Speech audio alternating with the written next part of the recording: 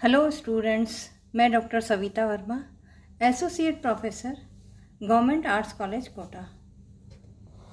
Student, जैसा कि आप लोगों को पता है, इस कोरोना काल में ऑफलाइन क्लासेस लेना थोड़ा मुश्किल है।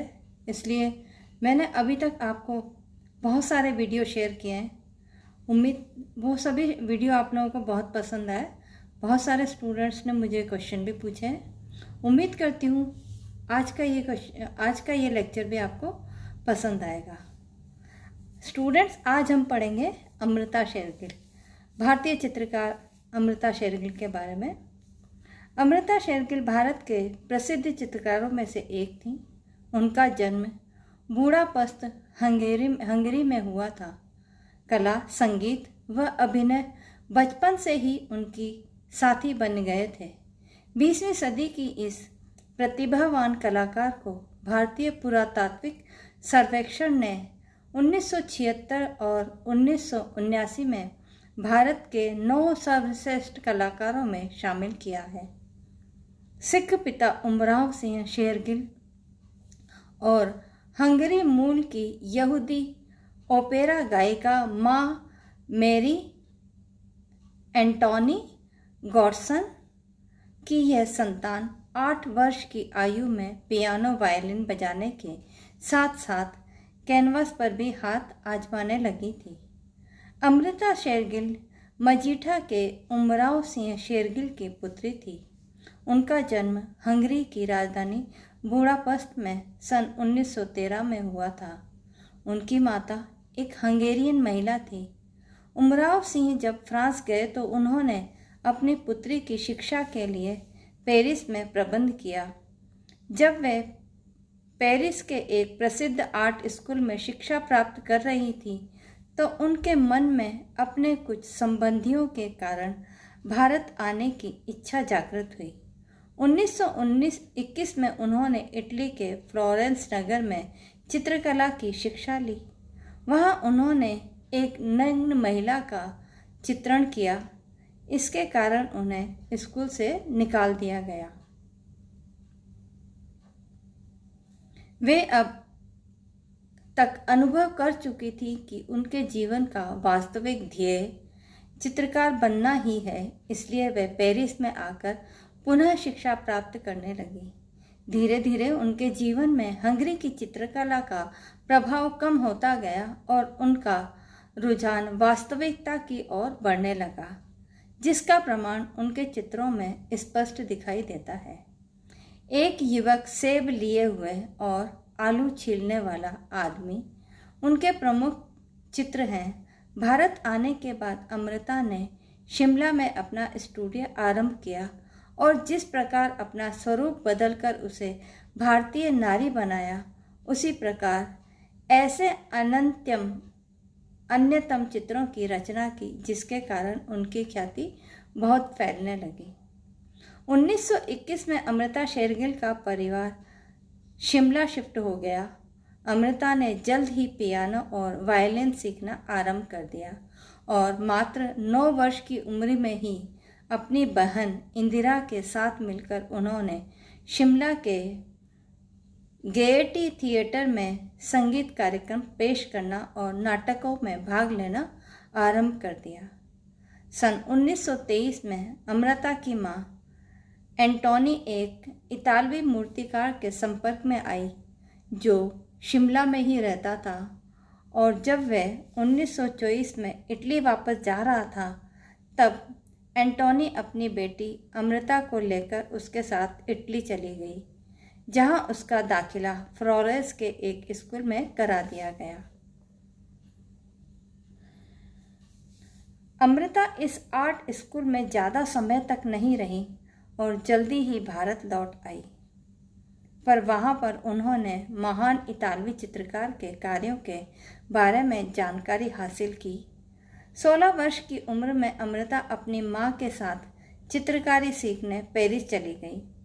पेरिस में उन्होंने कई प्रसिद्ध चित्रकारों जैसे पिएटा वेलेंट और लूसिए साइमन और संस्थानों में चित्रकारी सीखी। अपने शिक्षक लूसिए साइमन, चित्रकार मित्रों और अपने प्रेमी बोरिस तेज लिस्की के प्रभाव में आकर उन्होंने यूरोपीय चित्रकारों से प्रेरणा भी ली। उनकी शुरुआती पेंटिंग में यूरोपीय प्रभाव साफ झलकता है। सन 1932 में उन्होंने अपनी पहली सबसे महत्वपूर्ण कृति यंग गर्ल प्रस्तुत की, जिसके परिणाम स्वरूप उन्हें सन 1933 में पेरिस के ग्रेट सालों का एसोसिएट चुन लिया गया। यह सम्मान पाने वाली वे पहली एशियाई और सबसे कम उम्र की कलाकार थीं। जब वे पेरिस में अध्ययन कर रही थीं, तब उन्होंने एक पत्र लिखा था जिसमें उनकी भारत लौट आने की जिज्ञासा थी। उन्होंने स्पष्ट किया था कि चित्रकार होने के नाते वे अपना भाग्य अपने देश भारत में ही आजमाना चाहती हैं। 1933 साल में पाश्चिमात्य होने के नाते 22 साल की उम्र में उनकी यह सोच काफ़ी मायने रखती थी। उन दिनों भारतीय स्त्रियों में व्यावसायिक शिक्षा लेने की प्रथा नहीं थी। सिर्फ मजदूरी करने वाली स्त्रियां ही होती थीं जो दास या नौकर की हैसियत से काम करती थीं।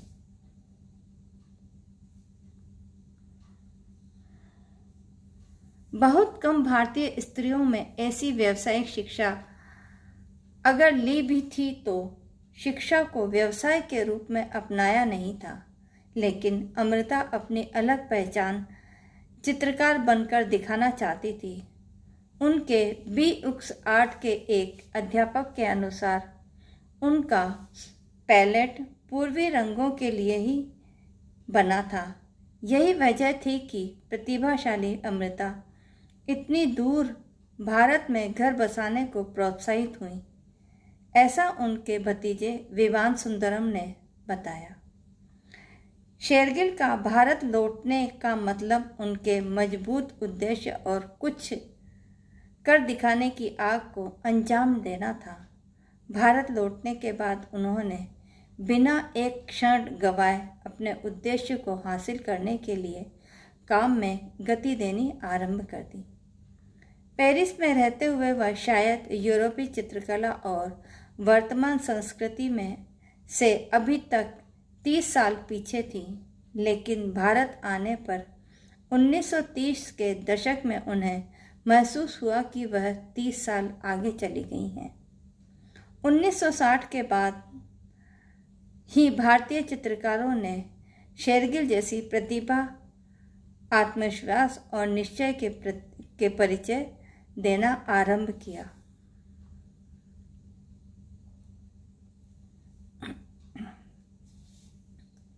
सार्वजनिक विषयों पर अमृता शेरगिल की अधिकांश कृतियों को NGMA में रखा गया, जहां इस तेजस्वी कलाकार के 100 से भी अधिक चित्र थे।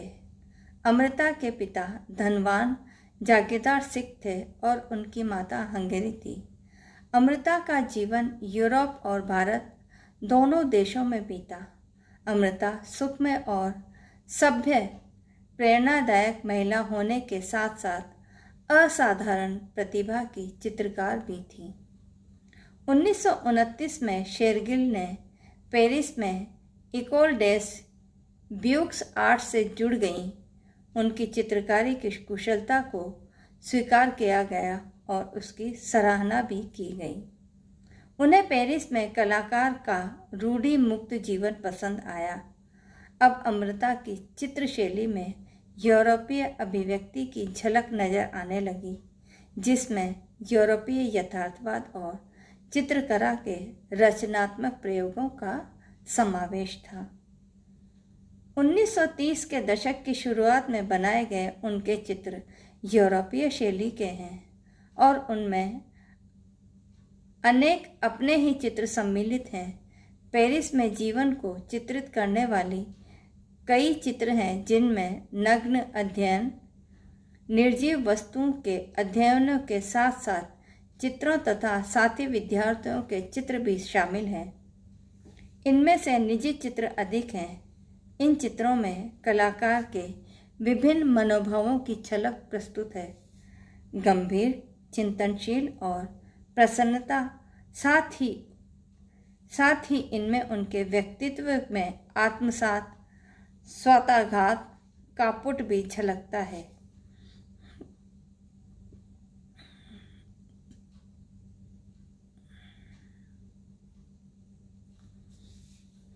अमृता की कला का एक विरोधाभास यह था कि राजसी परिवार में जन्मी होने की वजह से उन्हें जीवन में कभी कोई कमी नहीं रही, लेकिन उनके चित्र शिकायती नज़र आते हैं।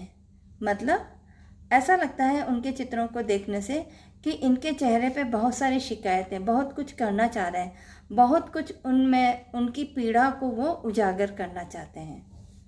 अपनी शर्तों को पर जीने वाली अमृता की खास बात थी कि उनमें उनसे हर कोई प्रभावित हो जाता था। यहाँ जहाँ उनके पिता पति हंगरी के होने के कारण ब्रिटिश के खुले विरोधी थे, वहीं रौबदार व्यक्तित्व वाले पिता ब्रिटिश हुकूमत के करीबी थे। लेकिन इन सब के उलट अमृता हमेशा कांग्रेस की समर्थक रही। उस समय कांग्रेस की छवि गरीबों की हमदर्द पार्टी थी।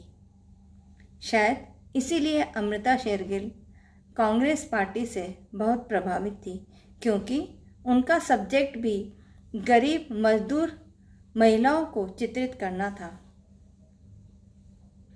और पार्टी का नेतृत्व जवाहरलाल नेहरू कर रहे थे।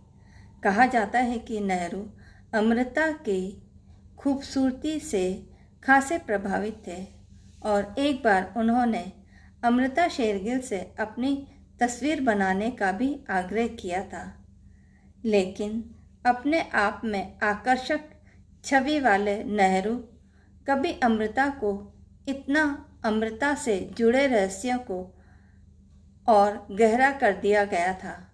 रहस्य चाहे उनके जीवन के हों या असमय हुई मृत्यु के या कैनवास पर उतारे रंगों के, अमृता शेरगिल अपने समय में बेमोल थी और अब बेशकीमती भी।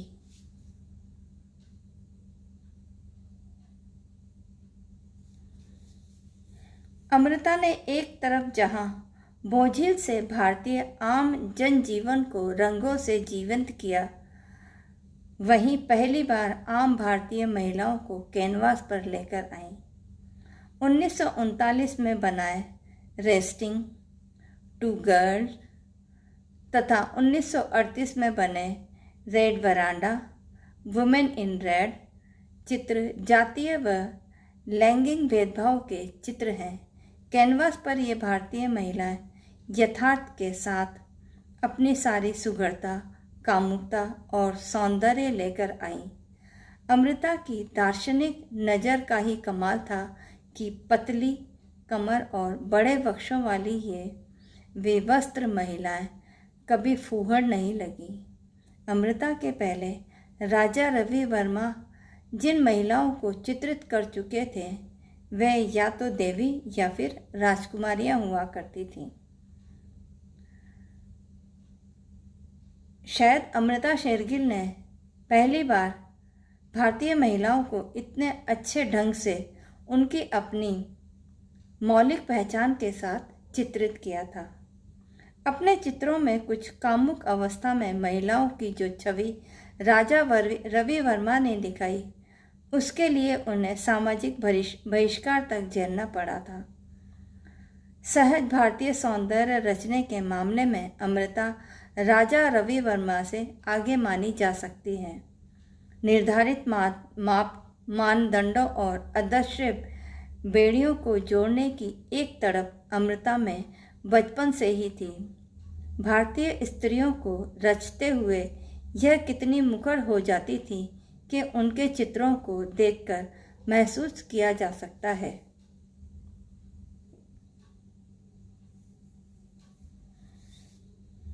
उन्होंने स्त्रियों को ऐसा भी रचा जैसा वो उस समय थी और वैसा भी रचा जैसा अमृता देखना चाहती थी। मतलब अमृता शेरगिल ने के जो स्त्री कैरेक्टर थे उनको उन्होंने हूबहू जैसा वो दिखाई देता है, जैसा उन्होंने देखा वैसा चित्रित किया, और जैसा वो देखना चाहती थी, मतलब उनकी जो कल्पना में जैसा वो देखना चाहती थी उस तरह भी उन्होंने चित्रित किया। निर्बाध स्वतंत्र सन 1937 में लाहौर में एक कला प्रदर्शनी आयोजित हुई थी, जहां अमृता शेरगिल की 33 कलाकृतियां सम्मिलित हुईं। कला प्रदर्शनी के बारे में ऐसा कम ही होता है, लेकिन इस आयोजन को नियत समावधि के बाद और कुछ दिनों के लिए बढ़ाना पड़ा क्योंकि अमृता शेरगिल की पेंटिंग लोगों को इतनी पसंद आई कि उन्होंने जो नियत तिथि थी उसके बाद भी लोगों की फरमाइश पर उनके और दिन बढ़ाने पड़े ताकि और ज़्यादा से ज़्यादा लोग अमृता शेरगिल की एग्जीबिशन को देख सकें। 1940 में बनी झूला, हल्दी grinder, resting mother, women in चारपाई, एंशिएंट स्टोरी टेलर में उनके चित्रों में अनेक विभाव जुड़कर एक निर्दोष व ताज़ा संयोजन उभर कर आया। समतल रंगों के पीछे टकापन अब उनकी कला में देखने को यथार्थ के बजाय यथार्थ के प्रति निजी प्रतिक्रिया अभिव्यक्त हुई है। रंग व रूपाकारों का एक अलग विरूपित यथार्थ व भावनाओं पर जोर चित्रों में दिखाई दिया है। उन्होंने अब रेखाओं की बजाय रंग को महत्व देना शुरू किया। 1939 में बनाए उनके चित्र रेस्टिंग टू गर्ल तथा 1938 में बने red veranda, women in red चित्र जातीय व लैंगिक भेदभाव के चित्र हैं। अब चित्रों में श्यादपन छाने लगा था, रूपक की तरह। अमृता शेरगिल की फेमस पेंटिंगों में से ब्रह्मचारी, 3 लड़कियां, फल वाली बहुत प्रसिद्ध है। इस पे देखिए आप भारतीय महिलाओं की छवि स्पष्ट दिखाई दे रही है। श्याम वर्ण और लंबी लंबी आकृतियां आपको अमृता शेरगिल की पेंटिंग में दिखाई देंगी।